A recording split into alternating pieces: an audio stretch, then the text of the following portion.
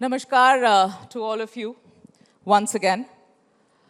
तो जिन्हें कभी अटल बिहारी वाजपेयी ने एक मॉडल एमएलए कहा था, आज उन्हें महाराष्ट्र के लोग एक बहुत ही कुशल सीईओ कहते हैं।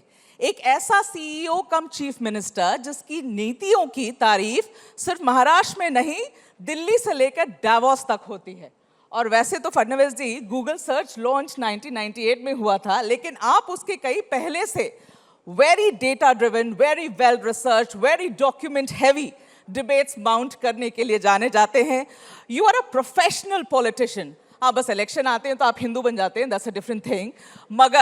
मगर आपकी ये एक जो बड़ी अच्छी बात है जो हर कोई नोटिस करता है कि देवेंद्र फडणवीस जी एक ऐसे नेता हैं जो अपने हर इलेक्शन को, छोटे से छोटा इलेक्शन से लेके बड़े से बड़ा इलेक्शन उतनी ही शिद्दत से लड़ते हैं। और शायद वही वजह है कि देवेंद्र फडणवीस जी ने पहले तो अपने पार्टी को यहाँ की असेंबली इलेक्शन जिताया, फिर यहाँ की लोकल बॉडी इलेक्शन जिताया, फिर यहाँ की बीएमसी इलेक्शन जिताया, फिर जिला परिषद जिताया, फिर पंचायत समिति जिताया विद अ थंपिंग मेजॉरिटी। तो भाई, for a chief minister of this kind, ladies and gentlemen, one huge round of applause for the very dynamic chief minister of Maharashtra, Mr. Devendra Fadnavis. कैसे हैं सर आप? मैं बहुत अच्छा हूँ, आप कैसी हैं? मैं अच्छी हूँ। अगर मैं पहले आपको बता देना चाहता हूँ कि मैं परमानेंट अनएपोलोजेटिक हिंदू हूँ। मुझे पता था कि आपको उस बात से तकलीफ हो जाएगी। हाँ, और तकलीफ आपको है, मुझे नहीं है। नहीं, तब मेरे हिंदू होने से तकलीफ आपको हो रही है। आपको हुई सर, इसीलिए आप उसको पॉइंट आउट कर रहे हैं, क्योंकि बाकी समय तो you are the professional politician that you are. जैसे इलेक्शन पास आता है ना फडणवीस जी, ऐसे मैं कहना नहीं चाह रही थी, मगर आप एकदम अचानक से साफरिन हिंदू चोला पहन के निकल जाते हैं। देंगे जवाब? लेंगे जवाब? हाँ हाँ बिल्कुल लूंगी जवाब। तो आप ये बात को समझ लीजिए कि मेरी आइडियोलॉजी हिंदुत्व की है और मैंने हमेशा कहा है, चूंकि मैं हिंदू हूँ इसलिए मैं सेक्युलर हूँ, चूंकि मैं हिंदू हूँ इसलिए मैं किसी का विरोध नहीं करता, और चूंकि मैं हिंदू हूँ इसलिए मेरे इतिहास ने मुझे सिखाया है कि जो अच्छा है उसको लेना है। इसलिए मुझे लगता है कि हिंदू होना, हिंदू बोलना, इसके लिए मतलब कोई अपोलोजेटिक होने की तो आवश्यकता नहीं है। मैंने कहा भी नहीं आपको अपोलोजेटिक होने के लिए, पर क्या मैं आगे बढ़ूं? हाँ बिल्कुल बढ़िया। ओके। तो अब ऐसा है फडणवीस जी कि आपने पिछले 1 साल 4 महीने में जितने सारे मैंने इलेक्शंस जितवाए हैं, assembly election, BMC election, local election, क्या है और पंचायत इलेक्शन, जिला परिषद, सब जितवा दिया। अब कुछ बचा है यहाँ पर जीतने के लिए? क्योंकि यहाँ मैं देख रही थी ना, अब मीम्स चलने लगे हैं कि बीजेपी इतने नीचे तक पेनिट्रेट कर गई है कि अब महाराष्ट्र के स्कूलों में जाओगे तो क्लास मॉनिटर भी बीजेपी का मिलेगा। नहीं, अभी तो हम अमेरिका के चुनाव के ऊपर थोड़ा फोकस कर रहे हैं।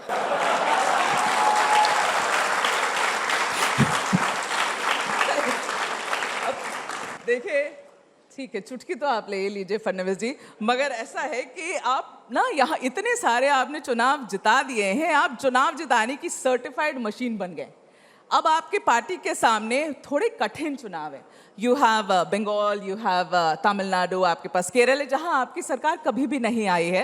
तो मैं पूछना चाहती हूँ, पार्टी की कुछ मदद कर रहे हैं, प्लानिंग, स्ट्रैटेजी, और जो गलत चीज भी करते हैं आप लोग साथ में? नहीं, हमारे पास स्ट्रैटेजिस्ट दिल्ली में मौजूद है जी। वो स्ट्रैटेजी तैयार करते हैं, और जो स्ट्रैटेजी वो तैयार करते हैं उसमें मदद के लिए हम लोग होते हैं। तो मुझे अभी जैसे 2 तारीख को मैं बंगाल जा रहा हूँ, बंगाल में मुझे एक कार्यक्रम दिया गया है, तो जहाँ मुझे भेजेंगे वहाँ मैं जाऊँगा।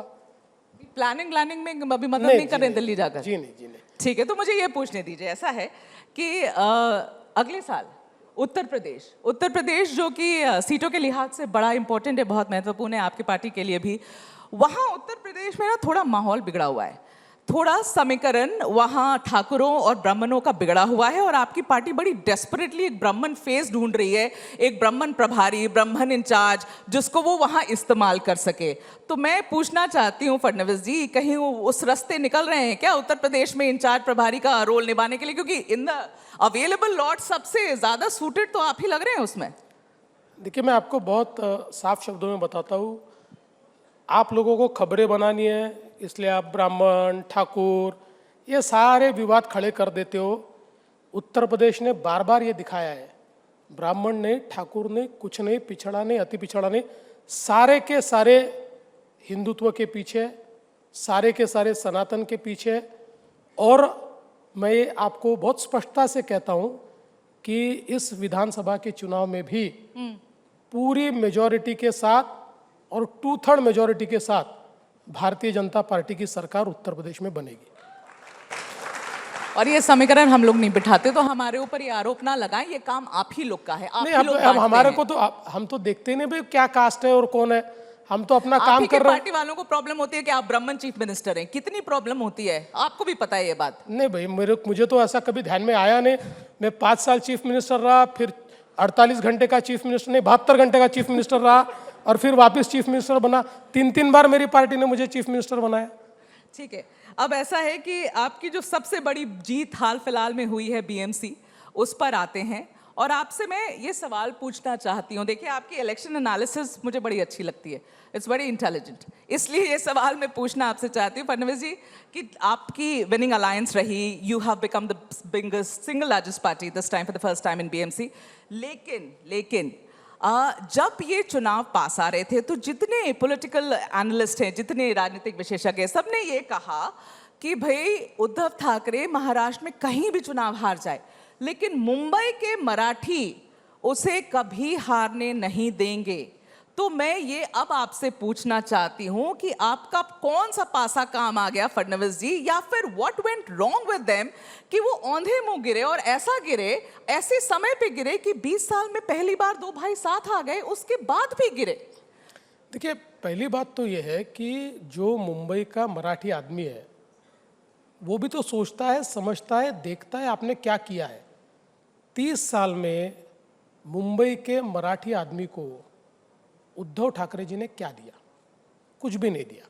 विशेष रूप से मैं तो ये कहता हूँ कि पिछले 15 सालों में जब से उद्धव जी स्वयं मुंबई की महानगर पालिका संभाल रहे हैं, मैं तो हमेशा, आपको पता है, मैंने तो भाषण में ओपन चैलेंज दिया था कि उद्धव जी विकास के ऊपर एक वाक्य बोले तो मैं 100 रुपये दूंगा। धीरे धीरे मेरा वो जो मतलब प्राइज मनी है बढ़ते बढ़ते 3000 रुपये तक पहुंचा, फिर भी उन्होंने डेवलपमेंट पर कुछ नहीं बोला। फिर मैंने उनको चैलेंज दिया था कि मुंबई का एक आइकॉनिक प्रोजेक्ट, इतने सालों से उनके पास महानगर पालिका है, तो एक आइकॉनिक प्रोजेक्ट वो बताए, वो नहीं बता पाए। देखिए, हम लोगों के बोलने की बात अलग है और करने की बात अगर अलग है तो लोगों को डिफरेंस दिखता है। इतने सालों में मुंबई का मराठी आदमी मुंबई से बाहर चला गया, वो कहीं तो मीरा भाईंदर गया, इधर कल्याण डोंबिवली गया, फिर वो भिवंडी गया, उसके आगे चला गया, वो कर्जत तक वो चला गया। तो आप तो मुंबई के मराठी आदमी के बारे में केवल बोलते रहे, लेकिन आपके हाथ में इतनी बड़ी महानगर पालिका थी, आप उसको घर भी नहीं दे पाए। और लोगों ने जब देखा कि हमने बीडीडी चाल का रीडेवलपमेंट करके जो मुंबई का बिल्कुल आम मराठी आदमी है उसको 120 फुट के घर से 500 फुट के घर में वहीं पर साउथ मुंबई में उसको हमने लाया। ऐसे ही कितने अलग अलग हमने जो रीडेवलपमेंट के कार्यक्रम हाथ में लिए, इसमें लोगों को ध्यान में आया कि असली या असल में अपने साथ कौन खड़ा है। तो मुंबई के मराठी लोगों ने भी हमको वोट दिया और जो अन्य भाषी लोग हैं उन्होंने भी हमको वोट दिया। और मैं पहले दिन से कहता था कि ये जो लोग मराठी आदमी को अपनी बपौती समझते हैं, उनको कहीं ना कहीं मराठी आदमी को जवाब तो देना पड़ेगा कि उनके लिए क्या किया है। तो ये कुछ नहीं किया, इसलिए दोनों तरफ से हमको वोट मिला और हम चुन कर आए। ठीक है, उन्होंने कुछ नहीं किया वो तो आपने गिना दिया, पर आपने क्या किया वो ज़रा मैं आपसे पूछती हूँ फडणवीस जी। ऐसा है कि इस इलेक्शन में आपकी पार्टी की ऐसी ज़बरदस्त डेस्परेशन देखने को मिली, वो यूं कि आप लोगों ने कई जगह कांग्रेस, AIMIM ऐसे लोगों के साथ हाथ मिलाया। आपने हालांकि बाद में कहा ये गलत हुआ, मैं एक्शन लूंगा, मैं उसको सस्पेंड करूंगा, पता नहीं क्या क्या कहा आपने। कहा मुझे नहीं पता कैसे होता है, पत्ता नहीं हिलता है यहाँ फडणवीस जी आपके बगैर। लेकिन चलिए, आपने उनके ऊपर डाल दिया कि ये सब गलत हुआ। अब आप मुझे ये बताइए, ये मतलब कहते हैं ना जैसे all is fair in love and war, वैसे ही लगता है कि all is fair in Fadnavis ji style of politics, कुछ भी करेंगे सत्ता में आने के लिए? देखिए, पहली बात तो यह है कि आप लोगों को पता कुछ होता नहीं है, पता तो मुझे होता है। और आपको आप example लोग दूं क्या? इतनी बड़ी बड़ी बातें कर देते हैं मानो एक कोई सेकंड, हमने एक सेकंड, नहीं, ना। नहीं, मैं आपको चंद्रपुर में आपको क्या मुझे मालूम है, आपको बता देता हूँ। पहली बात तो जो है कि बदलापुर में जो बात चली कि हमने कांग्रेस से हाथ मिला, हमने कांग्रेस से हाथ नहीं मिलाया।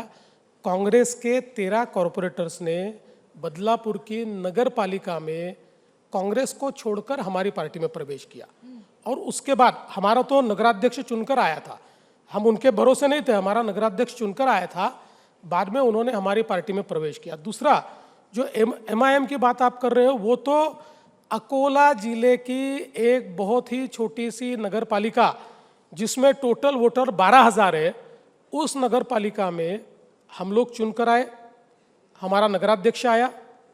उपनगराध्यक्ष के लिए हमको 2-3 वोट कम थे, तो हमने NCP के साथ अलायंस किया, NCP के साथ। बाद में जब हमारे ध्यान में आया, यहाँ ये होता है कि हमारे कानून में पोस्ट पोल अलायंस आप कर सकते हो और पोस्ट पोल रजिस्ट्रेशन आप कर सकते हो। तो जब हमने पोस्ट पोल अलायंस NCP के साथ किया, तो हमको ध्यान में आया कि NCP की को जो एक नॉमिनेटेड कॉरपोरेटर चाहिए, इसके लिए उनको लोग कम पड़ रहे थे, तो उन्होंने पोस्ट पोल रजिस्ट्रेशन में ऑलरेडी MIM के साथ रजिस्ट्रेशन किया था। जैसे हमको ये पता चला, हमने उनके साथ का हमारा अलायंस भी तोड़ा। हमने कभी MIM से अलायंस नहीं किया, हमने उनके साथ का हमारा अलायंस भी तोड़ा। और जिस MLA ने बिना ये सारी सच्चाई को जाने NCP के साथ अलायंस किया था, बहुत सीनियर MLA था, उसको हमने पार्टी से निकालने का नोटिस भी दिया और सस्पेंड भी किया। ये चंद्रपुर और भिवंडी में क्या हुआ? ठीक है, चंद्रपुर में आपको पता है कि जो पूरे शिवसेना कांग्रेस के कैंडिडेट नहीं, नहीं जीते, भाई, उसको रातों रात उठा के ले आए आप लोग। हमने किसी को नहीं, आप वही मैं बोलता हूँ, आप लोग पूरी जानकारी लेते नहीं हो और जो हमारे ऊपर तोप की तोप डालते रहते हो। इसलिए समझ लीजिए, भिवंडी में हमने किसी के साथ अलायंस नहीं किया है। ये बात जरूर है कि हमारे 6 लोग टूटे भिवंडी में, बीजेपी के टूटे 6 लोग, और वो उनके साथ गए, हमने उनको पार्टी से निकाल दिया। हमारे साथ नहीं है वो, ये 6 लोग हमसे टूटे, हमने उनको पार्टी से निकाल दिया। भिवंडी में एक्चुअली सबसे बड़ी पार्टी तो हम ही थे अगर हमारा अलायंस को हम देखें, और मुझे लगता है कि हम बना सकते थे, लेकिन कुछ हमारी अड़चनें थी, उन अड़चनों में थोड़ा टाइम हमको लग गया। उस बीच हमारे 6 लोगों को उन्होंने तोड़ा और उन्होंने वहाँ पर अपना मेयर बनाया। लेकिन चंद्रपुर में उल्टा हो गया। चंद्रपुर में ये हुआ कि चंद्रपुर में हमारे से 4 या 5 लोग वो कम थे, वो ज़्यादा थे, 4 या 5 लोग हमारे पास कम थे। ऐसे समय उद्धव जी की जो पार्टी है, उस पार्टी के लोग टूटे और वो हमारे साथ आए और हमने अपना मेयर बनाया।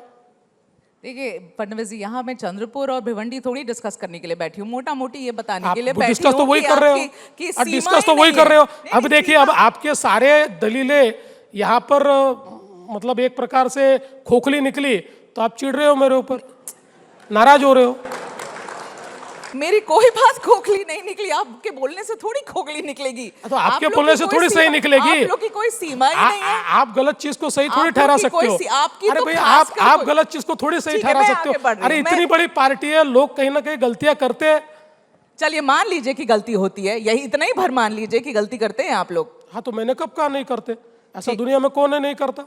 Okay, now that you have won BMC so handsomely, Fadnavis ji, tell me what is the plan for Brihan Mumbai? I want to know that. Development के लिए जाने जाते हैं आप, आपसे सुनना चाहती हूँ। देखिए, मुंबई में हम लोगों ने अभी ये फैसला किया है कि एक प्रकार से इस शहर को सस्टेनेबल सिटी में हमको परिवर्तित करना है।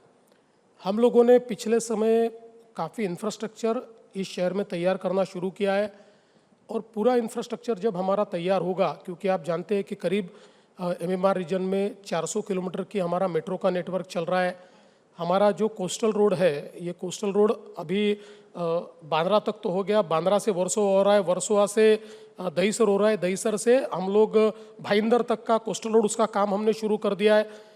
तो वेस्टर्न साइड पे हम लोग इसको जोड़ रहे हैं। उसके साथ साथ कुछ टनल्स हम लोगों ने बनाना शुरू किए, जैसे थाना से बोरीवली टनल है, या मुलुंड से हम लोग गोरेगांव तक का टनल बना रहे हैं। इसके साथ साथ जो हमारा ईस्टर्न फ्रीवे है, उस ईस्टर्न फ्रीवे को हम लोग एक्सटेंड करके थाना तक ले जा रहे हैं, और आगे उसको हम लोग भिवंडी तक भी लेकर जा रहे हैं। इसके साथ साथ जो हमारी सबअर्बन रेलवे है उसका भी नेटवर्क हम ठीक कर रहे हैं। कुछ और नए टनल्स हम तैयार करें, मसलन बांद्रा से सीधा टनल के माध्यम से अब आप बीकेसी आ पाएंगे और बीकेसी से एक टनल हमारा जो छत्रपति शिवाजी महाराज एयरपोर्ट है वहाँ तक जाएगा, वहाँ से एक टनल सीधा आपको कोस्टल रोड को जोड़ेगा। तो एक प्रकार से जो हमारा वेस्टर्न एक्सप्रेसवे है जो मुंबई की लाइफलाइन है, उस लाइफलाइन को हम लोग जिसपे 60% मुंबई का ट्रैफिक जाता है उसको टोटल डीकंजेस्ट हम लोग कर देंगे।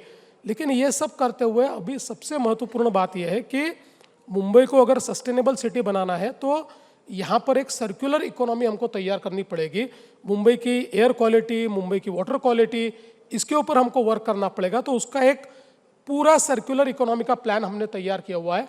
तो अभी हमारा मेजर एजेंडा जो है ये मुंबई सर्कुलर इकोनॉमी का हमारा एजेंडा है, जो अभी चूंकि बीएमसी हमारे पास में है तो बीएमसी के माध्यम से अभी देखिए हम लोगों ने पिछले 2-3 सालों में तो प्रयास करके बीएमसी में एसटीपी का काम चालू किया। तो 75% जो मुंबई का सीवेज वाटर सीधा समुद्र में जाता था और एक बहुत ही गंदी बात हम लोगों को सारा दुर्गंध सारी दिखाई पड़ती थी या सूंघनी पड़ती थी, वो समाप्त हो जाएगी, ये काम हो जाएगा। फिर भी 25% आज भी वैसे ही रहेगा। उसके बावजूद मीठी नदी का आप जानते हैं, मीठी हो, पोईसर हो, ये सारी जो हमारी नदियाँ हैं इसमें सारा सीवेज जाता है। तो इसको सारा ठीक करके इसकी एक हम लोगों ने एक योजना तैयार की है, जिस योजना के तहत मुंबई की वाटर क्वालिटी को, मुंबई की एयर क्वालिटी को हम लोग ठीक करेंगे। अब देखिए इतने ज़्यादा कंस्ट्रक्शन हो रहे हैं, उसके कारण मुंबई का AQI भी थोड़ा एक प्रकार से प्रदूषण इफेक्ट हो रहा है। उसके ऊपर भी हम लोगों ने उपाय तैयार किया। तो मुझे लगता है कि हम लोग इसको अभी अगले 3-4 साल इस पर काम करना चाहेंगे और अगले 3 सालों में थोड़ा इसका इफेक्ट दिखेगा, लेकिन पूरा इफेक्ट दिखने के लिए 5 या 6 साल उसको तो वही टाइमलाइन में आपसे समझना चाह रही थी। An assurance to all of these people जो आज अपने घर जाएंगे ना वेस्टर्न एक्सप्रेस और ईस्टर्न एक्सप्रेस लेकर, ये डीकंजेस्ट होने की टाइमलाइन क्या? देखिए मैं आपको कह सकता हूं कि इसमें पार्शियल काम तो हमारा 29 तक हो जाएगा, 70-80% हो जाएगा। लेकिन कुछ प्रोजेक्ट्स हमारे 30 तक भी जाने वाले हैं। कुछ प्रोजेक्ट जो हमने थोड़े लेट शुरू किए, क्योंकि आपको पता है मुंबई एक कोस्टल सिटी है। तो इस कोस्टल सिटी में हम जब कोई भी प्रोजेक्ट लेते हैं तो इनमें से कई प्रोजेक्ट्स में हम लोगों को सुप्रीम कोर्ट तक जाना पड़ता है, क्योंकि कोर्ट ने एनवायरनमेंट की दृष्टि से कुछ चीज़ों में अधिकार अपने पास रखे हैं। तो कुछ चीज़ों में हमको हाई कोर्ट से परमिशन लेनी पड़ती है, कुछ चीज़ों में सुप्रीम कोर्ट से परमिशन। अब ये सारी परमिशन लेकर हमने प्रोजेक्ट शुरू किए। Most of the projects will deliver by 2029, but few of the projects will also be completed in 2030. Okay. एक बात बताइए, and correct me if I am wrong, अगर मेरी डेटा सही नहीं है तो मुंबई बीएमसी की जो बैंक अकाउंट्स हैं उन बैंक अकाउंट्स में आई एम टोल्ड 80,000 करोड़ का FT है। वो कई छोटे छोटे राज्यों के बजट से ज़्यादा है फडणवीस जी। तो मैं अगर ये आंकड़ा सही है तो आपसे समझना चाहूंगी कि उद्धव ठाकरे को श्रेय देंगे इसका, कम से कम इसका तो श्रेय देंगे उसको। 25 साल में इतना तो पैसे आप उन्होंने जमा किए। देखिए 80,000 करोड़ तो नहीं है, लेकिन हाँ ज़रूर 60-65 हज़ार करोड़ 70,000 करोड़ रुपया है। लेकिन मैं आपको बहुत साफ शब्दों में ये बताना चाहता हूँ कि ये कोई बहुत महत्वपूर्ण बात इसलिए नहीं है कि जहाँ एक और मुंबई का आम नागरिक विकास के लिए राह देख रहा है, लोग स्लम्स में सड़ रहे हैं, मुंबई में इतने बड़े पैमाने पर लोगों को अलग अलग प्रकार से अड़चनों का सामना करना पड़ता है, ऐसे समय मुंबई की महानगर पालिका में आप डिपॉजिट्स तैयार करें। और डिपॉजिट तैयार करना क्यों मूर्खता है मैं बताता हूँ। मुंबई की महानगर पालिका के जो फिक्स डिपॉजिट है उस पर रेट ऑफ इंटरेस्ट कितना मिलता है? 4% मिलता है। हमारा इन्फ्लेशन का रेट कितना है? 7% है। यानी हम उस पैसे की वैल्यू भी कम कर रहे हैं, you're losing money। लेकिन हमने क्या किया, तो हमने चूंकि पिछले 3-4 सालों में हमारे मुंबई में बॉडी नहीं थी, तो वहाँ पर प्रशासक होने के कारण हम लोग वहाँ पर कुछ कार्य कर सकते थे, अब तो कर ही सकते। देखिए हम लोगों ने करीब करीब जो मुंबई में कैपिटल एक्सपेंडिचर 10 या 11 करोड़ 10,000 या 11,000 करोड़ होता था, उस कैपिटल एक्सपेंडिचर को हम 24,000 करोड़ तक लेकर गए।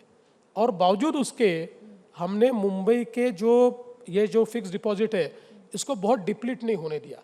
तो हमने अभी ये कहा है कि ये जो पैसा है ये जनता का पैसा है, फिक्स डिपॉजिट करके आप करोगे क्या, उस पैसे की वैल्यू आप कम कर रहे हो। तो एटलीस्ट मुंबई के लोगों के जीवन को बदलने के लिए जो प्रोजेक्ट्स है उन प्रोजेक्ट से आप पैसा दीजिए। देखिए, मैं आपको एक बहुत मज़ेदार बात बताता हूँ कि जिस समय इस मुंबई के मेट्रो का नेटवर्क मैंने शुरू किया, देश भर में जहाँ महानगर पालिका के क्षेत्र में मेट्रो का नेटवर्क बना, सब जगह महानगर पालिका ने 25% कॉन्ट्रीब्यूट किया है। सबसे अमीर महानगर पालिका मुंबई की थी जी। और जब मैंने मेट्रो का नेटवर्क तैयार करना शुरू किया तो उद्धव जी ने कहा कि हम नहीं देंगे, हम एक पैसा नहीं देंगे। तो मैंने कहा कि ठीक है, मुझे तो मेट्रो तैयार करना है, तो मैंने MMRDA के माध्यम से कर्जा खड़ा किया। तो अब आप देखिए, इसको आप मूर्खता नहीं बोलेंगे कि मुंबई के लोगों के लिए मेट्रो तैयार करनी है तो मैं 9% से 11% से कर्जा लेता हूं और 4% से पैसा पड़ा हुआ है जिसकी वैल्यू कम हो रही है। इसलिए मैं ये मानता हूं ये कि फाइनेंशियल प्लानिंग कौन कर रहा था उनके लिए? ये फाइनेंशियल प्लानिंग कौन कर रहा उनको था? ही पता है कौन कर रहा था उनके लिए प्लानिंग। तो मेरा मानना इतना ही है कि देखिए, पैसा फिक्स डिपॉजिट में रहना भी अच्छी बात है, लेकिन वो कितना रखना चाहिए, और जब आपके सामने इतने डेवलपमेंटल प्रोजेक्ट्स हो उनको छोड़कर अगर आप पैसा केवल बैंक में रखते हो तो मैं इसको कोई क्रेडिट नहीं दूंगा। ओके, अब ये बात क्योंकि ठाकरे ब्रदर्स की निकली, उद्धव ठाकरे की निकली, तो आपसे ये भी ज़रा पूछ ही लो मैं फडणवीस जी। राज ठाकरे आपके भी बड़े करीबी दोस्त हैं, उनके पार्टी के लोग आज भी इवन टुडे नॉर्थ इंडियंस को खदेड़ खदेड़ कर मारते हैं। उन्हें मराठी नहीं बोलने के लिए वायलेंस उनके ऊपर होता है, पीटा जाता है उनको, गालियां दी जाती हैं उनको, और आप फडणवीस जी सच में कुछ नहीं करते इस बारे में। यू जस्ट खाना पूर्ति आप करते, आप कहते नहीं होना चाहिए, हम एक्शन लेंगे, एक आध किसी को अरेस्ट कर लेते हैं, मगर चीफ मिनिस्टर हैं आप, you can ensure that you take an action which is exemplary in nature, कि कोई हिम्मत ना करे कि किसी नॉन मराठी स्पीकिंग के ऊपर हाथ उठाया जाए, but you don't do that. पहली बात तो ये है, ऐसी घटनाएं कितनी घटी? बहुत होती हैं। कितनी घटी? चलिए आप बताइए। गिनेंगे नहीं, क्या? नहीं, मैं आपको पूछता हूँ, होती है नहीं, कितनी घटी बताइए। तो आप नंबर, बताइए ना, आपको कितनी नंबर घटी चाहिए क्या? देखिए, 3-4 घटनाएं हुई है, वो भी गलत है, नंबर मैं बात नहीं कर रहा हूँ। 3-4 घटना, देखिए, जब तक हम लोग यहाँ पर है किसी की हिम्मत नहीं है। ये ठीक है, एक आधी घटना हो, आप बात सुन लीजिए, एक आधी घटना होती है, छोड़ते नहीं है उसको, बंद कर देते हैं, ठोकते हैं उसको भी छोड़ते नहीं है। और मैं साफ शब्दों में कहता हूँ, मुंबई के अंदर, देखिए, मैं भी मराठी हूँ, मुझे भी स्वाभिमान है, मैं भी मराठी की बात करता हूँ, पर मराठी की बात करके कोई अगर यहाँ पर इस प्रकार से भेदभाव करेगा, हम चलने नहीं देंगे। ऐसी कोई बात यहाँ नहीं चलेगी, कानून का ही राज चलेगा। कोई ऐसा करता है तो उसके ऊपर कार्रवाई होगी, हमने की है, हमेशा करते रहे। और मुंबई में रहने वाले अन्य भाषियों के साथ आप पूछ लीजिए, जब से बीजेपी की सरकार 5 साल पहले भी मैं रहा और आज भी जब से बीजेपी की सरकार है, कहीं डिस्क्रिमिनेशन दिखाई देता है क्या? कोई डिस्क्रिमिनेशन नहीं है, कोई डिस्क्रिमिनेशन नहीं है। अरे देखिए, कोई चिल्लर आदमी कहीं ना कहीं मीरा भाईंदर के एखादे कोने में किसी को झापड़ लगा दे, आप नेशनल न्यूज बना के मानो मुंबई में खदेड़ खदेड़ कर मार रहे हैं, इस प्रकार की आप भूमिका वहां तैयार करते हैं। ऐसा नहीं है भाई, मुंबई में कोई ये प्रॉब्लम नहीं है और प्रॉब्लम हम होने भी नहीं देंगे। फाइन, अगर वो एश्योरेंस है आपकी तो, and people are liking your answer. Alright, BMC चुनाव में आप लोगों ने ये प्रॉमिस किया था कि रोहिंग्या, बांग्लादेशियों को सबको हम बाहर निकालेंगे, ठीक है? अब पता नहीं डेटा तो क्या है मुझे नहीं पता, लेकिन आदित्य ठाकरे ये कहते हैं कि पिछले 10 सालों में मैक्सिमम नंबर ऑफ ईयर्स आप रहे हैं चीफ मिनिस्टर, आपके सेंटर में आपकी सरकार, वहां से घुस घुस कर यहाँ पर कैसे चले आते हैं? जवाब कौन देगा? फिर इलेक्शन आएगा तो ये रोहिंग्या बोलेंगे, बांग्लादेशी बोलेंगे, उनको हटाओ, डिटेंशन सेंटर में लेके जाओ और इसका मुद्दा बनाएंगे। आप ही बॉर्डर्स तो आप ही लोग हैंडल कर रहे हैं, वहीं से घुस कर आते हैं, आपके बॉर्डर के अंदर आते हैं, आप होम मिनिस्टर हैं, जवाब कौन देगा? मैं दूंगा, दीजिए, पक्का दूंगा। देखिए, पहली बात तो ये है कि जिस समय हम लोगों ने कार्रवाई शुरू की, इस कार्रवाई को करते हुए हम लोगों ने ये कैसे आते हैं इसके बारे में हम लोगों ने उसकी पूरी जांच की। तो ध्यान में आया, देखिए, अल्टीमेटली हमारी बॉर्डर जो है बांग्लादेश के साथ एक बहुत लंबी बॉर्डर है। It's under BSF and it's under नहीं, your लेकिन बहुत बड़ी government. बॉर्डर है।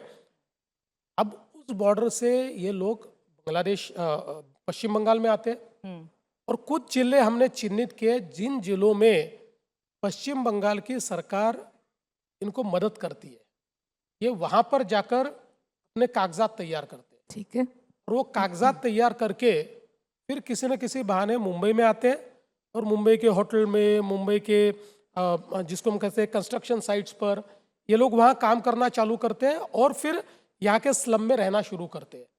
तो अभी हम लोगों ने इनको ढूंढा और मैं आपको बताता हूँ, चूँकि ये domain ministry of external affairs का है, लेकिन मैं आपको इतना पक्का बता देता हूँ कि आज तक के इतिहास में सबसे ज़्यादा बांग्लादेशी हम लोगों ने पिछले 1 साल में पकड़कर बांग्लादेश वापस भेजे कितनी? हैं।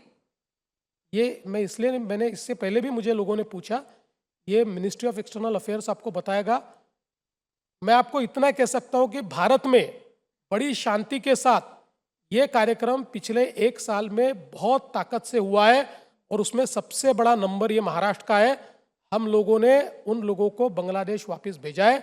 लगातार हम लोग इसको ढूंढ रहे हैं, ये लोगों को। और अभी तो हम लोगों ने जो IIT बॉम्बे है उसके साथ मिलकर, क्योंकि देखिए ये तो बांग्लादेशी जो हमारे यहाँ आते हैं, आने के बाद इनको ढूंढना आसान नहीं होता। बोलते हमारे जैसे ये, दिखते हमारे जैसे ये, तो ये बंगाली मुसलमान है या बांग्लादेश से आया है, ढूंढना थोड़ा कठिन जाता है। और ये चूंकि वहाँ से पश्चिम बंगाल से सारे कागजात बनाकर आते हैं तो और भी मुश्किल जाता है। लेकिन अभी हम लोगों ने काफ़ी इनके रैकेट्स भी ढूंढे और अब IIT बॉम्बे के साथ हम एक आर्टिफिशियल इंटेलिजेंस का टूल तैयार कर रहे हैं, जिसमें अभी तक हमको 60-65% सफलता मिली है। और इस टूल का इस्तेमाल करते हुए हम लोग बहुत फास्ट, क्या टूल है? अभी आएगा तो बताऊंगा आपको। हाँ। इससे हम लोग बहुत फास्ट जांच कर पाएंगे कि ये बंगाली मुसलमान है या बांग्लादेश से आया हुआ है, और उसके बाद और तेजी से हम इसको पूरा करेंगे। देखिए, पहली बात तो आप इस बात को समझ लीजिए कि जब तक पश्चिम बंगाल की सरकार इस मामले में कड़ाई से काम नहीं करती तब तक इसको रोक पाना कठिन है। लेकिन हम लोग लगातार ध्यान देकर, हमने हमारे जो यहाँ पर कंस्ट्रक्शन साइट्स है उसमें भी अब सब लोगों को जिम्मेदारी दी है कि आप लोग किसको एम्प्लॉय करते हो या आप लोगों ने उसकी जांच करनी चाहिए। अगर आपने गलत लोगों को एम्प्लॉय किया, लाया, क्योंकि ये सस्ते में आते हैं, सस्ता कम पैसे में काम करते हैं, तो उस लालच में इन लोगों को काम मिल जाता है। तो हमने उनको कहा है कि आपको भी हम लोग इसमें लपेटेंगे और आपको भी इसका जवाब देना पड़ेगा। तो गलती सारी ममता बनर्जी की और किसी की नहीं? नहीं, देखिए बड़ी गलती उनसे है, सारी उनकी ऐसा नहीं कहूँगा। ओके, चलिए आगे बढ़ते हैं। वैसे फडणवीस जी इन चुनावों की बात कर रहे हैं, and something very tragic has also happened. मौका नहीं लगा आपसे उसके बारे में बातचीत करने का। अब इन्हीं चुनावों के बीच your very dear friend Ajit Pawar ji की मृत्यु हो जाती है प्लेन क्रैश में। एक ऐसा वैक्यूम क्रिएट हुआ है आपकी सरकार में, यहाँ की पॉलिटिक्स में, जो शायद भरा नहीं जा सकता है। And you have been getting emotional every now and then. We've seen that. You wrote that article, Dada, you missed the deadline. That really touched people's hearts, Fadnavis ji. Just want to know how you're dealing with that loss, because he was a dear friend of yours. देखिए क्या होता है कि कई सालों से अभी हम लोगों ने साथ में काम किया, और जब हम दोनों अलग अलग पार्टियों में थे तब भी एक हमारा अच्छा इक्वेशन रहा है, दोस्ती भी काफ़ी रही है। और मैं हमेशा कहता हूँ कि अजीत दादा एक ऐसे पॉलिटिशियन थे जो बहुत प्रैक्टिकल विचार करने वाले व्यक्ति थे। आपने मुझे मेरे पिछले इंटरव्यू में बिल्कुल। प्रैक्टिकल मित्र कहा था उनके बारे में। एकदम हर पॉलिटिक्स में समय की मांग क्या है ये समझने वाले आदमी वो थे। कभी ईगो में नहीं अटकते थे, या कभी एक प्रकार से पॉलिटिक्स में जिस समय जो निर्णय लेना चाहिए लेने वालों में से वो थे। और हम लोगों का इक्वेशन काफ़ी अच्छा था। सरकार चलाते हुए भी हम लोग साथ में ठीक से काम करते थे। और स्पेशली क्या था कि अजीत दादा का फिस्कल प्रूडेंस के मामले में काफ़ी एक उनकी बात होती थी। एज ए फाइनेंस मिनिस्टर वो काफ़ी कड़ाई से काम करते थे, तो मुझे भी वो चीज़ें पसंद थी। इसलिए मुझे ऐसा लगता है कि अचानक उनका हमारे बीच से चला जाना, निश्चित रूप से ऐसे समय जो आदमी के साथ रोज आप काम कर रहे हो, उसके एक दिन पहले हम लोग सुबह कैबिनेट में साथ में थे, फिर इंफ्रास्ट्रक्चर कमेटी में साथ में थे, उसके बाद करीब पौने एक घंटा हम लोग साथ में बैठे थे, कई चीज़ों पर हमने बातें की। तो ऐसे समय मतलब जब एक अनइमेजिनेबल इस प्रकार की ऐसी घटना होती है तो it comes to you like a shock. तो हमारे लिए भी एक शॉक था, लेकिन अब गाड़ी तो हमारी आगे बढ़ रही है, आगे अभी बढ़ रही है, लेकिन गाड़ी तो कभी आखिरी रुकती नहीं है। जी, आखिरी कब बात हुई आपकी अजीत पवार जी से और किस बारे में बात हुई, अगर आप बताना चाहें तो? नहीं, मैंने कहा कि जैसे एक दिन पहले हमारी कैबिनेट की बैठक हुई, उसके बाद इंफ्रास्ट्रक्चर कमेटी की बैठक हुई। इंफ्रास्ट्रक्चर कमेटी की बैठक में भी कई चीज़ों पर हमारी चर्चा हुई, जैसे कैपिटल फॉर्मेशन क्यों कम हो रहा है, कॉस्ट ओवररन्स क्यों होते हैं, इसके ऊपर हम लोगों ने काफ़ी बातचीत की। उसके बाद फिर हम लोग मेरे एंटी चैम्बर में बैठे, उस समय हमने पॉलिटिकल बातें की, क्या चल रहा है उनकी पार्टी में, क्या चल रहा है, हम लोगों के जो स्थानीय निकाय के चुनाव है उसमें कौन से जिले में क्या करना है, ऐसे कई चीज़ें की। एक दो लोग उनके आए, उनके साथ बातचीत की, फिर हम दोनों अकेले बैठे, तो कई प्रकार की बातचीत हमारी उस समय हुई। मुझे ऐसा लगता है कि मतलब कभी ऐसा लगा ही नहीं कि वो आखिरी बात होगी। यू थिंक आपकी गवर्नेंस और administration will that feel the same to you after him? देखिए, अल्टीमेटली हर व्यक्ति अपनी एक जगह बनाता है, और जब वो व्यक्ति नहीं होता तो कहीं ना कहीं एक वैक्यूम तो आपको फील होता ही है। लेकिन अल्टीमेटली आगे तो बढ़ना पड़ता है, तो वो तो धीरे धीरे उस वॉइड को समय के साथ जो व्यवस्था है वो व्यवस्था भरते रहती है। इसलिए अब हम लोग आगे बढ़ रहे हैं। अब सुनेत्रा ताई जो उनकी वाइफ है, she has become deputy chief minister, she is trying to cope up, वो प्रयास कर रही है, हम लोग उनके साथ में, तो गाड़ी आगे बढ़ते रहेगी। हाँ, आप बिल्कुल सही कह रहे हैं। ज़िंदगी का नाम ही है आगे बढ़ना फडणवीस जी, और आप लोग बढ़ रहे हैं आगे। लेकिन हुआ यूँ कि ये सारी चीज़ के बीच में भी आरोप लगे आपके ऊपर, और आरोप ये लगे कि इतनी जल्दी फडणवीस जी ने सुनीत्रा पवार को डेप्यूटी सीएम बना दिया कि मौका ही नहीं दिया शरद पवार को जो वो करना चाह रहे थे। शायद उस वक्त विलय की बात हो रही थी दोनों गुटों के बीच में, शायद अगर आप थोड़ा समय दे देते तो विलय हो भी जाता, और अगर ऐसा होता तो शरद पवार के चुने हुए कोई इंसान आपके डेप्यूटी सीएम होते, सुनेत्रा पवार नहीं होती। पर आपने ये मौका शरद पवार को दिया नहीं। Once again you snatched it from right under his nose, which you are very smart at doing. तो ये तो आरोप आपके ऊपर लगे, क्या कहें? देखिए, रॉन्ग नंबर है, क्योंकि उनकी पार्टी है, मेरी पार्टी थोड़ी है। राष्ट्रवादी कांग्रेस पार्टी ने बैठकर ये निर्णय किया कि सुनेत्रा पवार जी को डिप्यूटी चीफ मिनिस्टर बनना चाहिए। डेट उन्होंने तय की, वो मेरे पास आए, उन्होंने मुझे कागज़ दिया, उन्होंने कहा कि इस डेट को करना है, हमारे को कोई आपत्ति नहीं थी। उन्होंने कहा तो हमने उसको हाँ भरी। इसलिए ये कोई निर्णय हमने किया हुआ निर्णय नहीं है, ये उनकी पार्टी ने किया हुआ निर्णय है। और कभी कभी वक्त का एक तकाजा होता है। अब देखिए, आपको याद होगा कि जिस समय स्वर्गीय श्रीमती इंदिरा जी की बहुत ही हत्या हुई थी, एक बिल्कुल जिसको घृणास्पद कह सकते हैं, इस प्रकार की उनकी हत्या हुई थी। और उसके बाद क्योंकि उस समय की कांग्रेस पार्टी को ये लगा कि तुरंत हम लोगों ने राजीव जी के हाथ में कमान देनी चाहिए, तो उस बर्बरतापूर्ण हत्या के बाद उसी दिन, शायद मुझे नहीं लगता है कि राजीव जी भी उस मानसिकता में रहे होंगे, लेकिन पार्टी ने तय किया और उसी दिन राजीव जी ने शपथ ली। जी। राजनीति में कई बार पार्टी जो निर्णय करती है उस निर्णय के साथ सबको खड़ा होना पड़ता है। उनके पार्टी ने मिलकर ये निर्णय किया, तो हमारे साथी है, उनके निर्णय को हमने मान्य किया। पर उस वक्त एक वीडियो रिलीज किया गया था, ये अजीत पवार जी के जाने के मुझे लगता है एक ही दिन बाद एक वीडियो रिलीज हुआ था शरद पवार जी के एनसीपी गुट के द्वारा। उसमें अजीत पवार जी बैठे हैं, शरद पवार जी बैठे हैं, सबके बीच में बातचीत हो रही है। उन्होंने क्लेम किया 17 जनवरी की वीडियो थी, as recent as that, just about 10 days before he passed away. और ये विलय की बातें हो रही थी। वो वीडियो तो अब सबने चलाया उस दिन। मैं आपसे जानना चाहती हूँ उसमें कितनी सच्चाई है ये वीडियो?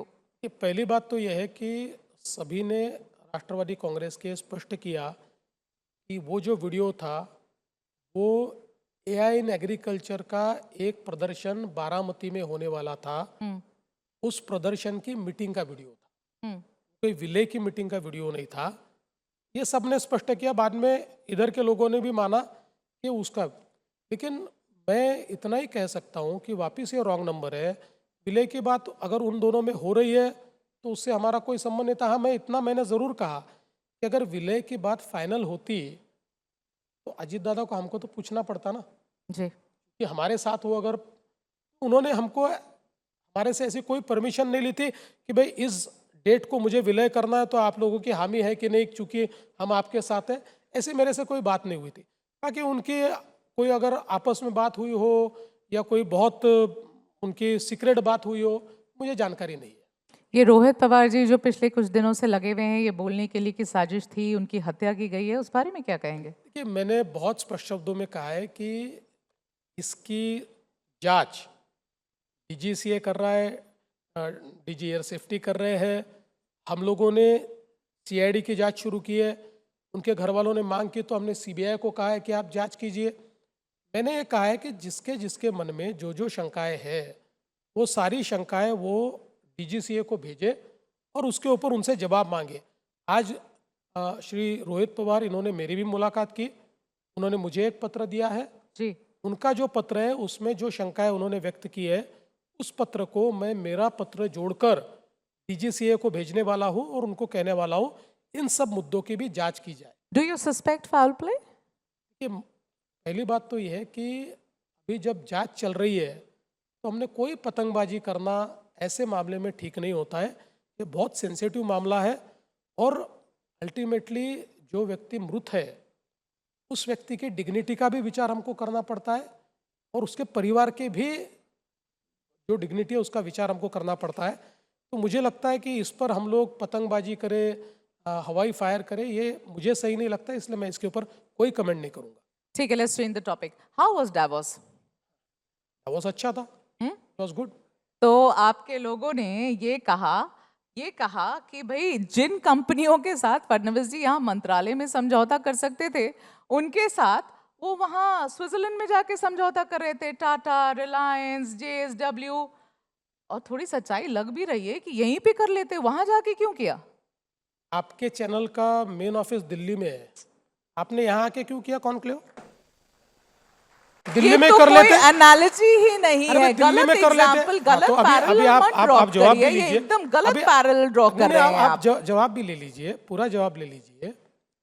देखिए, डावोस एक ऐसी जगह है जहाँ दुनिया भर के लोग, सारे इन्वेस्टर्स आते हैं, दुनिया की अर्थव्यवस्था को चलाने वाले लोग आते हैं।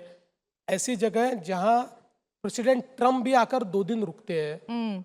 इसलिए अर्थ जगत में डावोस में रहना ये बहुत महत्वपूर्ण है। मैं तो ऐसा कहता हूँ कि आपको रेलेवेंट रहना है तो भी डावोस बहुत महत्वपूर्ण है। अब हम लोगों ने, मैंने कल ही मेरी असेंबली में बिल्कुल इसका सिलसिलेवार जवाब दिया है। उतना लंबा जवाब तो मैं आपको दूंगा नहीं, पर मैं ये कह सकता हूँ हमने जो एमओयूज किए हैं 80% एफडीआई जिसमें है उसके हमने एमओयू किए। और आपने चूंकि कुछ नाम लिए और विशेष रूप से एक नाम बहुत ज्यादा चला, वो चला लोढ़ा का। हमारे जो मिनिस्टर है उनके बेटे, उनके साथ जो हमारा एक एमओयू हुआ। अब ये क्या एमओयू है उनके साथ जो हुआ है? ये एमओयू है डेटा सेंटर का। इसमें लोढ़ा का रोल क्या है? लोढ़ा की जगह है, इलेक्ट्रिसिटी, पानी, ये सारी चीजें वो कर रहे हैं। और वहां पर इन्वेस्ट कौन कर रहा है? वहाँ माइक्रोसॉफ्ट कर रहा है, एनटीटी वहां पर कर रहा है। सारे जो हाइपर स्केलर्स है 5, 1 लाख करोड़ का निवेश है। 1 लाख करोड़ का निवेश करने वाले 5 हाइपर स्केलर्स जो है ये एफडीआई ला रहे हैं, पूरा एफडीआई ला रहे हैं। अब अगर हमने इसके लिए उनके साथ डावोस में अगर एमओयू किया, इसको मिर्ची लगी तो मैं क्या करूं? ये सारे ऐसे, देखिए मैं आपको एक बात कहता हूं, डावोस में अल्टीमेटली हमारे राज्य को हमको मार्केट करना है। अब यहां पर भी जो लोग हैं इनमें से कोई अगर डावोस में होगा तो उनको पूछिए, महाराष्ट्र, देश के राज्यों में किसकी चर्चा थी? महाराष्ट्र की चर्चा थी वहां। You think you won the narrative? हाँ? You think you won the narrative? हाँ? नैरेटिव वन करने का विषय नहीं भाई, 30 लाख करोड़ का इन्वेस्टमेंट आया है। और मैं आपको ये बताना चाहता हूं, मैंने कल आंकड़े दिए, हम लोगों ने पिछले साल डावोस में 14 लाख करोड़ का इन्वेस्टमेंट लाया था। जो एमओयूज थे उनमें से 88% MOUs पे काम शुरू हो गया। हाँ, तो ये बात तो बार बार उठती है ना, कितना Yes. कितने लाख करोड़, इतने लाख करेक्ट, करोड़ के इसीलिए मैं नंबर आपको बोलते हैं, बता रहा हूं, समझ में नहीं आता कितने जीरो है उसमें। अभी आप बात को समझिए, बात को समझ लीजिए।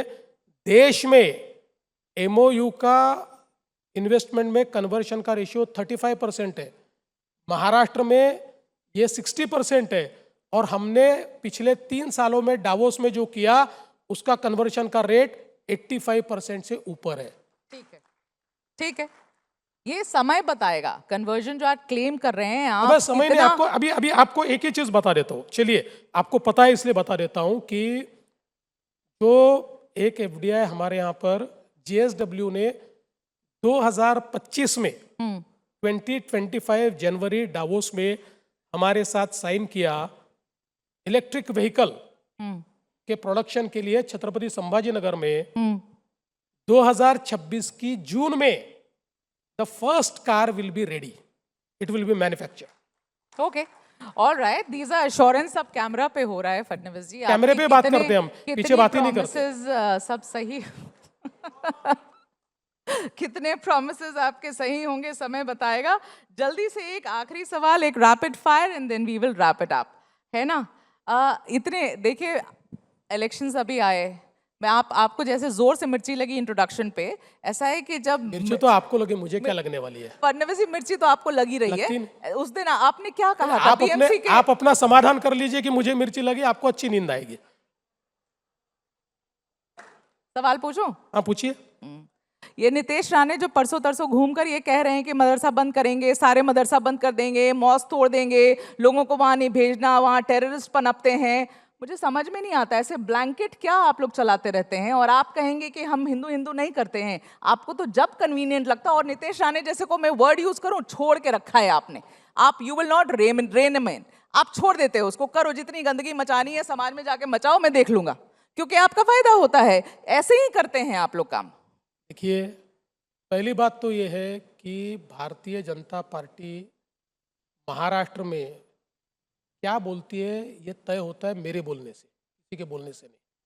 भारतीय जनता पार्टी की नीति यहाँ तय होती है, मैं जो बोलता हूँ उससे तय होती है, क्योंकि भारतीय जनता पार्टी ने अपना सर्वोच्च नेता मुझे बनाया है।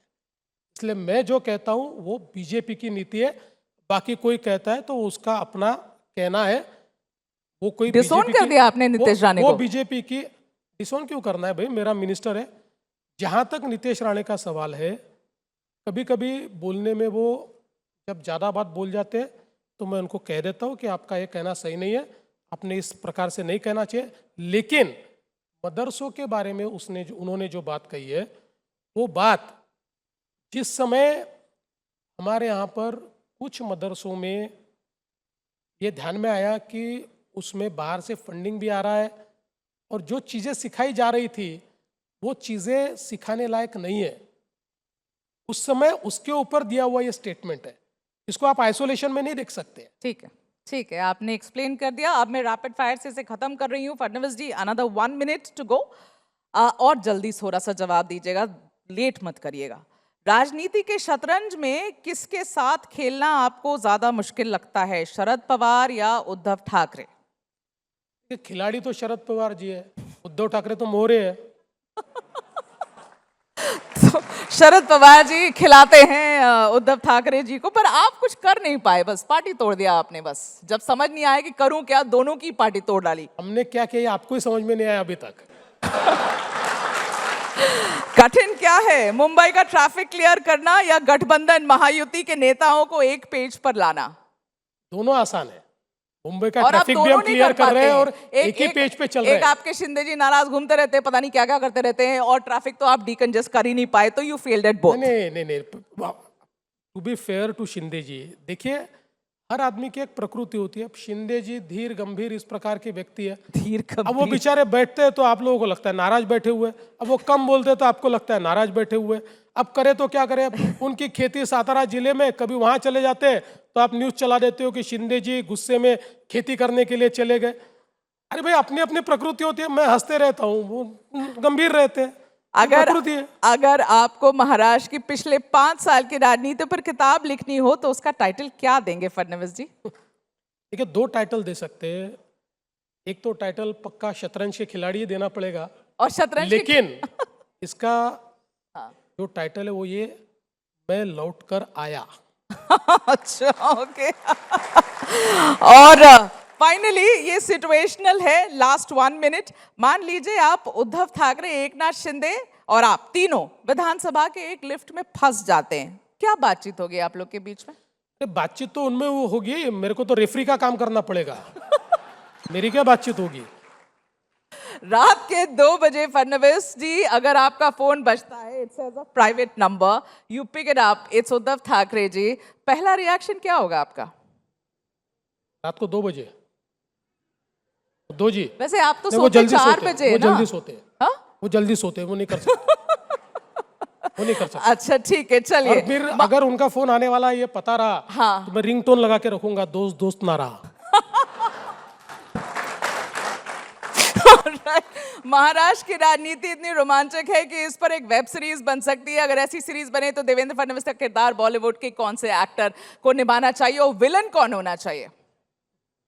देखिए, कोई अगर बनाना चाहता है तो मैं थोड़ा समय निकाल के मेरा रोल खुद ही कर लूंगा, विलन वो किसी को भी रख ले। फाइनली, अगर आपको एक दिन मिले राजनीति से हटकर, अपनी Z+ सिक्योरिटी को हटाकर एक दिन की छुट्टी मिले और आपको कोई नहीं पहचाने, उस दिन के लिए नोबडी रिकॉग्नाइजेस हु इज, तो फडणवीस जी उस एक दिन को कैसे इस्तेमाल करेंगे? ऐसी क्या चीज करना चाहेंगे जो आप नहीं कर पाते हैं? देखिए, मैं तो पहला काम ये करूंगा कि मेरे घर से निकलकर वो हमारा जो MLA हॉस्टल है उसके नीचे में बहुत अच्छा बन मस्का मिलता है, वो वहाँ जाकर खाऊंगा, चाय वाय बन पीऊंगा। मस्का खाने के लिए? हाँ जी जी, बन बिल्कुल। मस्का खाने अरे के भाई, लिए? जिंदगी में वो भी एक मजा है, आप समझ लो यार।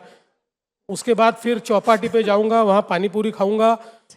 उसके बाद फिर एक पिक्चर देखने जाऊंगा, सिनेमा विनेमा देखूंगा, कुछ दोस्तों को जमा करूंगा, दोस्तों के साथ मैं बैठ के थोड़ा ये गप्पे गलत वप्पे जवाब है, लड़ाऊंगा। क्योंकि ये आप वैसे भी करते रहते हैं। नहीं। और उसके बाद जो मैं बहुत साल करता था वो बताता हूँ।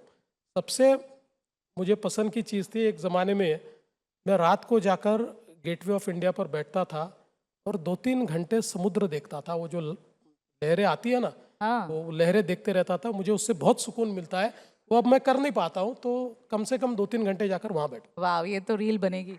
Fadnavis ji, thank you so much for your time. आप आए, आपने शिरकत की हमारे आइडियाज ऑफ इंडिया में, रियली ग्रेटफुल। थैंक यू, धन्यवाद।